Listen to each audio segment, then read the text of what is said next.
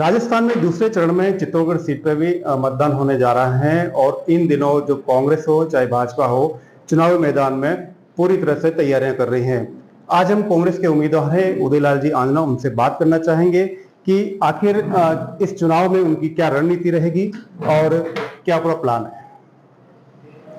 रणनीति तो हमारी वही है कि जो 10 साल से पूरे क्षेत्र की जनता को, पूरे हिंदुस्तान को जो आश्वासन भारतीय जनता पार्टी ने सत्ता में आने के लिए दिए थे, वो आज दिन तक पूरे नहीं हुए हैं। तो आज किस आधार पर नई गारंटी दे रहे हैं?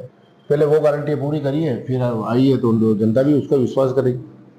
अब बात करें जिस तरह बार बार आप जा रहे हैं, चुनाव मैदान में जा रहे हैं, किसानों के लिए आप अफीम की बात करें तो अफीम को लेके पिछले 10 सालों में जिस तरह आप आरोप लगा रहे हैं मौजूदा सांसद के ऊपर, उसके बारे में क्या कहना चाहेंगे? जो आरोप लगा अफीम की बात तो मैं इसलिए करता हूँ कि नीमच, मंदसौर और चित्तौड़गढ़, प्रतापगढ़ में ही पूरे हिंदुस्तान में अफीम पैदा होती है। बाकी वो 1-2 जिले और हैं जिनमें नाम मात्र की है। इसलिए यहाँ की अफीम की राजनीति हम यहाँ के चुनाव लड़ने वाले संसद के चुनाव लड़ने वाले नहीं करेंगे तो और कौन करेगा? दूसरे सांसदों को अफीम की खेती से कोई लेना देना है नहीं, इसलिए इस मुद्दे को उठा रहा हूँ। लेकिन मैं समस्त किसानों के लिए चुनाव लड़ रहा हूँ। अफीम के किसान तो पूरे चित्तौड़ के किसानों का भी एवरेज लगाओ तो 10% भी अफीम के काश्तकार नहीं है, 90% दूसरे काश्तकार है। तो मैं अफीम किसानों की लड़ाई भी लड़ रहा हूँ और अन्य किसानों की लड़ाई भी लड़ूंगा। अच्छा, बात करें जिस तरह का 2 बार सांसद रह चुके हैं, बड़े 2019 के चुनाव में बड़े कांग्रेस के बड़े लीडर से थे कांग्रेस के, उनको 6.25 लाख मतों से हराया था। अब आपके सामने कैसी चुनौती रहेगी? अगर क्या सीपी जोशी जी को आप फाइट कर पाएंगे? किस तरह क्या रहेगा? समय बदलता रहता है, परिस्थितियां बदलती रही। अगर इसी रेशों को लेकर बैठ जाए तो फिर कभी हम चुनाव भी नहीं लड़ सकते हैं या भारतीय जनता पार्टी भी नहीं लड़ सकती। भारतीय जनता पार्टी भी 2 सीटों से आज सत्ता में बैठी है, तो 6 लाख का आंकड़ा तो उनको 6 लाख के आंकड़े के चक्कर में रहने दीजिए। हम हमारा काम कर रहे हैं। और रक्षा मंत्री जसवंत जी, उनको आपने हराया था।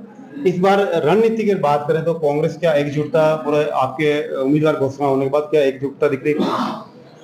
मैं हराने वाला कौन होता हूँ? जसवंत सिंह जी को यहाँ की जनता ने हराया था और कांग्रेस की यूनिटी ने हराया था, कांग्रेस के कार्यकर्ताओं ने हराया था। उनकी मेहनत और जनता का आशीर्वाद से हारा था। इंसान कुछ नहीं होता, जनमानस आशीर्वाद देता है और उससे हार जीत होती है। इस बार आपका सांसद के बीच में फाइट होने जा रही है, जो मौजूद सांसद है, इस फाइट को आप किस तरह देखेंगे? मैं जिस प्रकार से जसवंत सिंह जी के सामने चुनाव लड़ा था और फाइट देखता हूँ, उसी हिसाब से देखता हूँ कि इनका भी 10 साल का कार्यकाल और भारतीय जनता पार्टी के प्रदेश अध्यक्ष है, तो हैसियत है इनकी भी। लेकिन जसवंत सिंह जी से बड़ी हैसियत नहीं है। तो मैं तो 98 के चुनाव की तरह से इसको देखता हूँ। तो ये थे उदयलाल जी आंजना, जिन्होंने पूरी जो रणनीति है चुनाव को लेकर लोकसभा में वो बनाई है। 4 अप्रैल को जो है कांग्रेस की नामांकन रैली होगी, वहाँ उदयलाल आंजना जी यहाँ पहुंचेंगे। इनके अलावा जो कांग्रेस शीर्ष नेता है वो भी यहाँ भाग लेंगे और आने वाले दिनों में जो चित्तौड़गढ़ राजनीति है वो और भी तूफान आने वाला है। सलमान, एनडीटीवी, चित्तौड़गढ़।